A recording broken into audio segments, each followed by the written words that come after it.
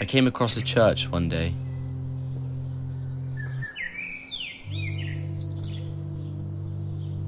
It flew a flag and was marked with a cross.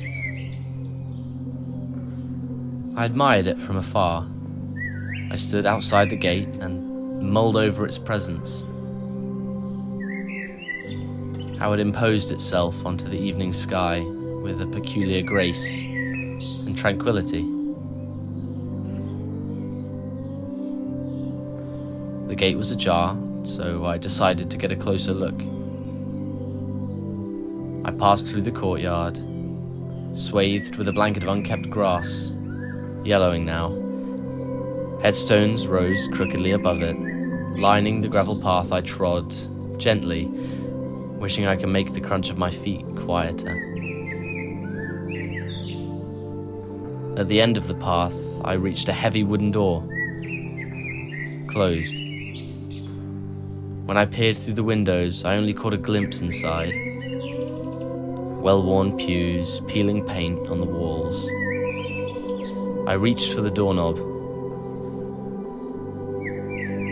I stopped, in fear of interrupting something, some silent prayer that would be incredibly rude to interrupt.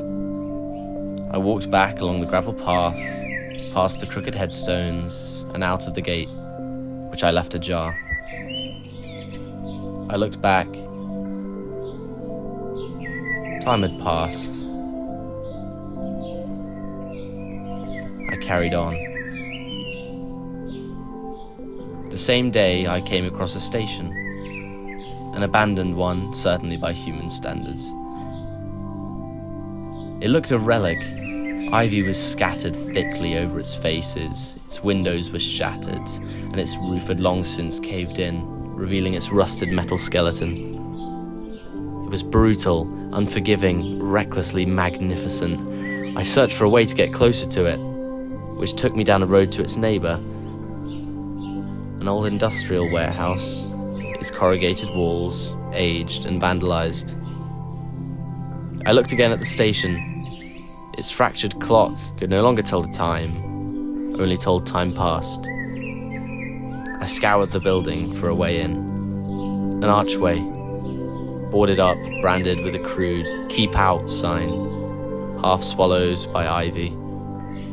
A broken window, just big enough for me to fit through. I peeked in. All I saw was darkness. Uncertainty. A shiver. A sudden reminder that I was afraid of the dark. So I walked back past the boarded doors, past the warehouse and out onto the road again. I promised myself that I would come back to the church and the station when I felt brave enough.